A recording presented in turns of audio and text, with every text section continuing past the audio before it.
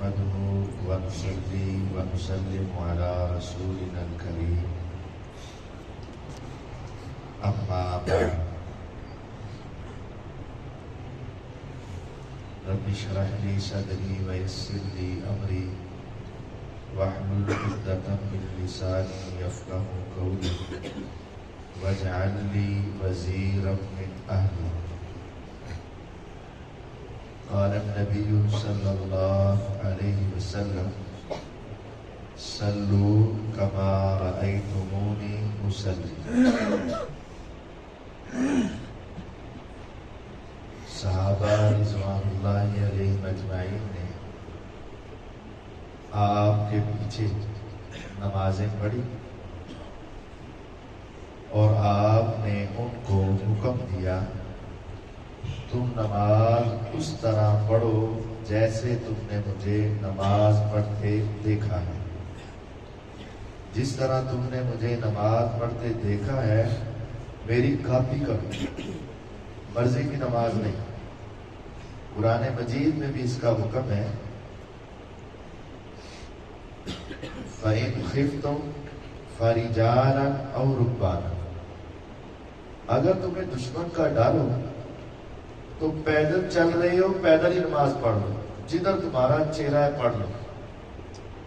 ہاتھ باندھے جاتے ہیں باندھ لو، نہیں باندھے جاتے نہ باندھو. اور رکبانا، اگر سوار ہو تو سواری پر پڑھ لو. دشمن کا ڈر ہے، خوف ہے. اگر ہم کھڑے ہو کر قبلہ رخ ہو کر نماز شروع کریں گے تو دشمن حملہ کر دے گا. تو اگر تمہیں ڈر ہو خوف ہو جیسے ممکن ہو نماز پڑھنا، کوئی پابندی نہیں. فَإِذَا أَمِنْتُمْ، پھر جب حالت امن آ جائے فَاذْكُرُوا اللَّهَ كَمَا عَلَّمَكُمْ، پھر ساری پابندیاں لاگو. پھر تم نے نماز اس طرح پڑھنی ہے جیسے اللہ نے تمہیں سکھائی ہے، پھر اس سے آگے پیچھے ہونے کی اجازت نہیں. اب اللہ تعالیٰ نے نماز کیسے سکھائی ہے وہ ہم نے سیکھ لی انشاءاللہ. نماز کا سب سے پہلا حصہ ہے صف بندی، صف بنانا. قبلہ رخ ہونا فرض ہے. جب جماعت کے ساتھ نماز پڑھ رہے ہیں تو صف کو ملانا جوڑنا یہ ضروری ہے. اب صف جوڑنے میں ہمارے بھائیوں میں کچھ غلطیاں ہیں. کچھ ہمارے دوست ایسے ہیں جو کھڑے ہوتے ہیں نا تو اس طرح ذرا آکڑ کے نا پاؤں پورے کھولے اور سینہ تان کے اس طرح کھڑے ہو، تو یہ غلط ہے. اللہ تعالیٰ کے سامنے کھڑے ہو رہے ہو، تم کہیں بدماشی تھوڑی نہ کرنا چاہ رہے ہیں. آپ اللہ تعالیٰ کے سامنے، آپ کا سینہ باہر نہیں نکلا ہونا چاہیے بلکہ سیدھا یا جھکے ہوئے ہو، اور جتنے تمہارے کندھے ہیں اس کے برابر اپنے پاؤں. نہ تو ساتھ والوں کو تنگ کرو کہ تم بہت پاؤں کھول رہے، اور نہ ہی ایسا ہو کہ تمہارا یہ سینہ 1.5 فٹ کا چوڑا ہے لیکن تم اپنے پاؤں کھول لیتے ہو صرف 6 انچ کے، تو پھر وہ پاؤں سے ملتے نہیں. یہ دونوں غلطی ہیں. نہ تو اکڑ کے کھڑے ہونا ہے، پاؤں کھول کے کھڑے ہونا ہے کہ ساتھ والوں کو تنگ کر دو اور جیسے ایک پہلوان کھڑا ہو رہا ہے ایسے، یہ کیفیت جائز نہیں. اور نہ ہی ایسے کھڑا ہونا ہے کہ اپنے پاؤں اپنے اندر سمیٹ لو اور اس کے پاؤں سے پاؤں ہی نہ ملے. آپ کا حکم ہوتا تھا سد الخلل، خلا آپس میں پر کر دو. سدو پر کر دو، خلل خلا کو پر کر دو. اقیموا صفوفکم، اپنی صفیں سیدھی کرو. وتراصوا، اور سیسا پلائی ہوئی دیوار بن جاؤ، خوب مضبوط ہو جاؤ، ایک دوسرے سے مل جاؤ. اب خوب ملنے کا مطلب اگر پاؤں ہی نہ ملے تو وہ خوب ملنا کیسا ہوگا؟ وتراصوا، خوب مل جاؤ، ایک دوسرے کے ساتھ مل جاؤ. تو یہ ہمارے جو دوست بسا اوقات پاؤں کے ساتھ پاؤں نہیں ملاتے تو تو یہ غلطی ہے، ایسا نہیں ہونا چاہیے۔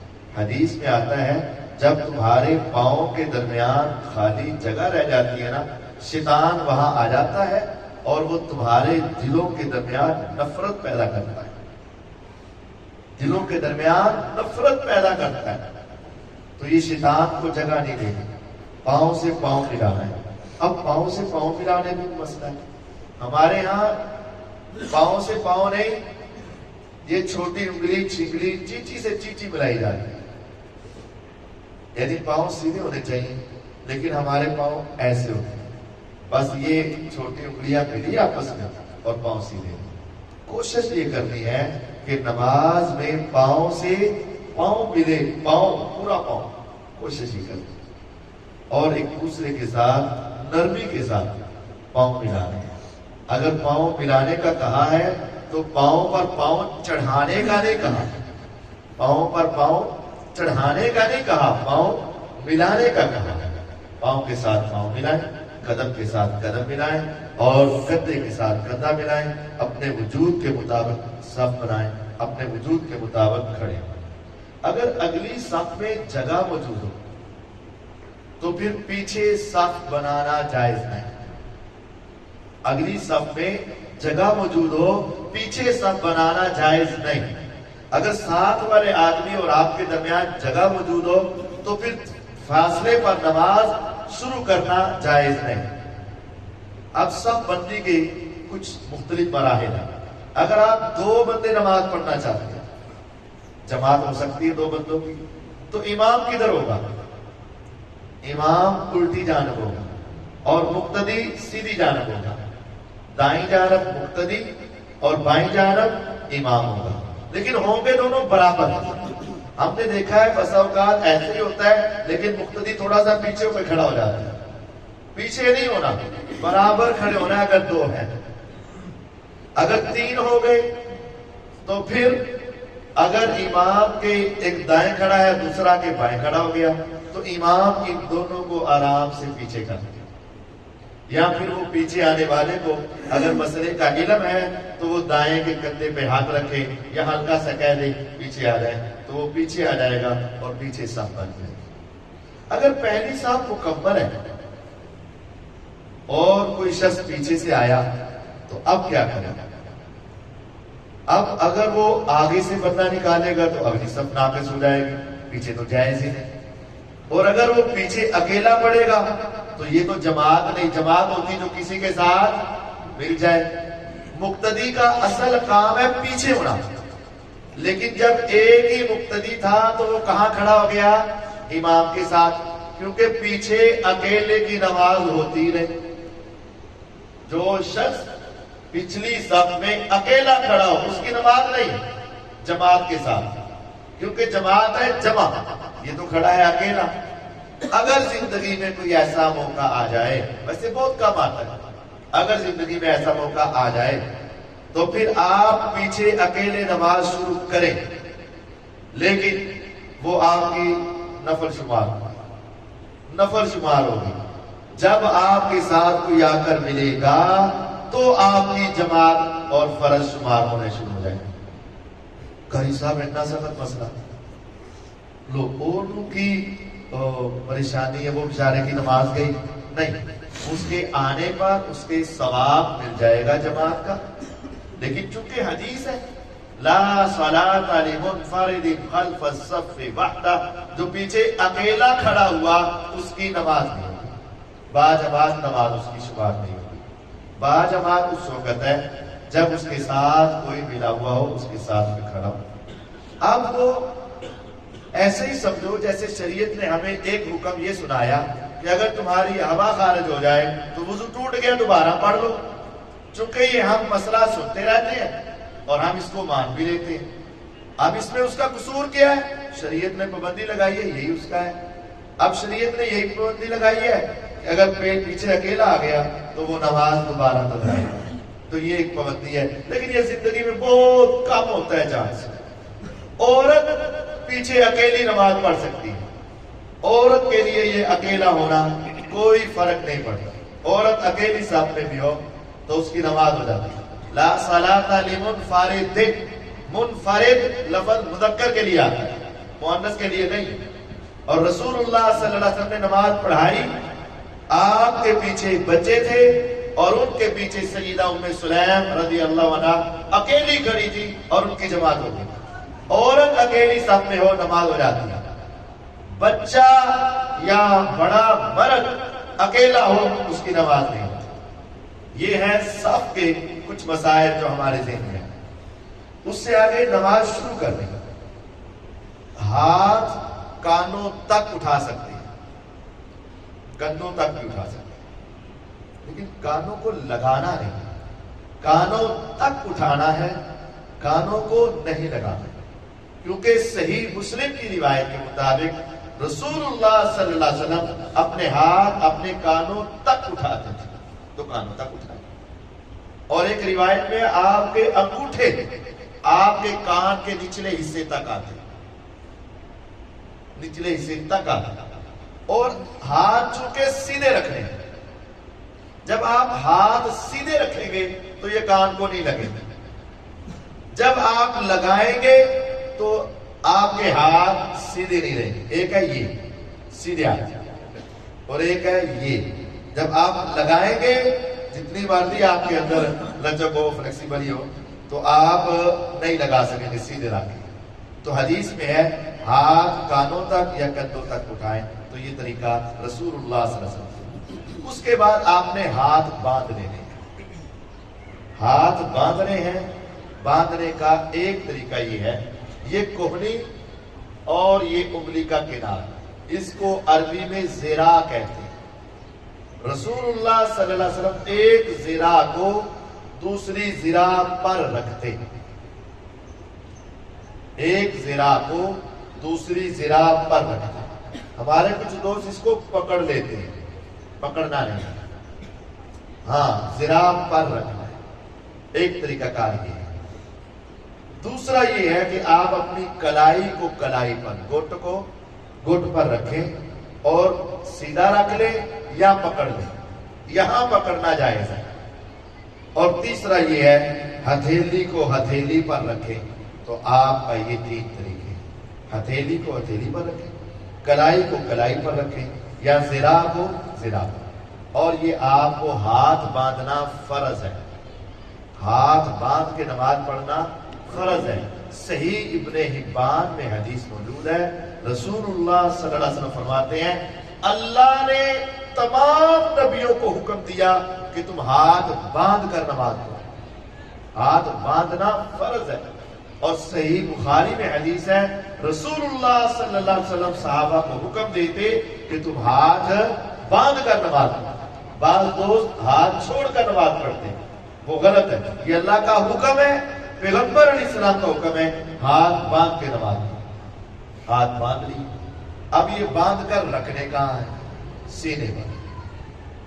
یہ جو ہماری پسلیاں ہیں اس کو سینہ کہا جاتا ہے، ربی شرح لی صدری، صدر، اس کو سینہ کہا جاتا ہے۔ صحیح بخاری کی یہ جو حدیث میں نے آپ کو سنائی کہ زرا کو زرا پر رکھ دیں، یہ آپ رکھ کے دیکھ لیں آپ کے سینے پر آئے۔ اور صحیح ابن خزیمہ میں حدیث ہے کہ آپ علیہ السلام نے واضح یادہ اعلیٰ صدر ہی، آپ نے اپنا ہاتھ اپنے سینے پر رکھے۔ آپ اپنے ہاتھ کانوں تک یا کندھوں تک اٹھائیں، باندھیں اور اپنی نگاہ اپنے سجدے کی جگہ پر فوکس کریں، اپنی نگاہ ادھر ادھر نہ لے جائیں، سجدے کی جگہ پر لے جائیں، اور آپ کا یہ قیام شروع ہو گیا۔ اب قیام میں پڑھنا کیا ہے؟ ایک دعا ہے، رسول اللہ صلی اللہ علیہ وسلم نماز پڑھا رہے، ایک صحابی پیچھے سے آئے، ذرا وہ تیز دوڑتے آئے، تھوڑا سا سانس پھولا ہوا تھا، تو آ کر ایسے شروع کیا، اللہ اللہ میرا سبحان اللہ، یعنی آواز تھوڑی سی اونچی ہو جاتی ہے تو آپ کو آواز سنائی دی، تو آپ نے سلام پھیرا اور پوچھا من المتکلم عارفہ، کس کی آواز مجھے آ رہی تھی؟ اب وہ سارے سہم گئے، یہ تو غلط بات ہو گئی۔ اب صحابہ شکایتیں نہیں لگاتے تھے، صحابہ شکایتیں نہیں لگاتے تھے۔ اب حضور علیہ السلام نے پوچھا رہے کس نے بولا تھا؟ تو کوئی نہیں بولا. ہمارے جیسا ہوتا تھا سارے کہنا نہیں، کسی نے نہیں کہا، خاموش نہیں. تیسری مرتبہ آپ نے کہا، اس نے کوئی غلط نہیں کہا، کوئی سزا نہیں ملنی، میں کچھ کہنے نہیں لگا، ذرا حوصلہ کر کے بتاؤ کس نے کہا تھا؟ تو اس صحابی نے پہلے اپنا عذر پیش کیا، کہا حضور بس میرا سانس پھولا ہوا تھا تو یہ غلطی مجھ سے ہو گئی اور میں نے یہ کام کیا تھا. تو آپ نے فرمایا میں نے دیکھا، ایک روایت کے مطابق 12 اور دوسری روایت کے مطابق 30 کے قریب میں نے فرشتوں کو دیکھا، وہ آسمان سے زمین کی طرف ایک دوسرے سے تیز آ رہے تھے، ایک دوسرے سے آگے بڑھ رہے تھے، اور ہر ایک کی کوشش یہ تھی کہ سب سے پہلے ان کلمات کو میں پکڑ کر اللہ کے سامنے پیش کر دوں. وہ کلمات کیا تھے؟ اللہ اکبر کبیرا والحمد للہ کثیرا وسبحان اللہ بکرۃ واصیلا. یہ کلمات نماز کے شروع میں پڑھنے چاہیے. ایک دعا آپ کو آتی ہے، وہ جو آپ نے بچپن میں سنی ہے، سبحانک اللہم وبحمدک وتبارک اسمک وتعالی جدک ولا الہ غیرک. یہ دعا صحیح ہے، پڑھ سکتے ہیں، لیکن ساتھ یہ بھی ایک ملان ہے، چھوٹی سی دعا ہے لیکن فرشتے اسپیشل اس کو لینے کے لیے آتے ہیں. اللہ اکبر کبیرا والحمد للہ کثیرا وسبحان اللہ بکرۃ واصیلا. اور تیسری دعا بھی ہے، وہ بھی یاد کر لو، وہ بہت پیاری دعا ہے. اگر اس کے ترجمے کا تمہیں پتہ چل جائے نا پھر کبھی نہیں چھوڑو تم. اللہم باعد بینی و بین خطایایا، اے اللہ مجھے گناہوں سے دور کر دے. کتنا دور؟ کما باعدت بین المشرق والمغرب، جتنا تو نے فاصلہ مشرق سے مغرب تک کا رکھا. سب سے بڑا فاصلہ تو یہی ہے، مشرق سے مغرب. اے اللہ مجھے گناہوں سے اتنا دور کر. اللہم نقنی من الخطایا کما نقیت الثوب الابیض من الدنس. اے اللہ مجھے غلطیوں سے ایسے پاک اور صاف کر دے جیسے تو نے سفید کپڑے کو میل کچیل سے پاک کر دیا ہو، ایک بھی داغ اس پر نظر نہیں آتا. کتنی پیاری دعا. تیسرا حصہ، اللہم اغسل خطایایا بالماء والثلج والبرد. اے اللہ میری غلطیوں کو پانی سے دھو دے، والثلج اور اولوں سے دھو دے، والبرد والثلج برف سے دھو دے، والبرد اور اولوں سے دھو دے. اے اللہ میری غلطیوں کو پانی سے، اولوں سے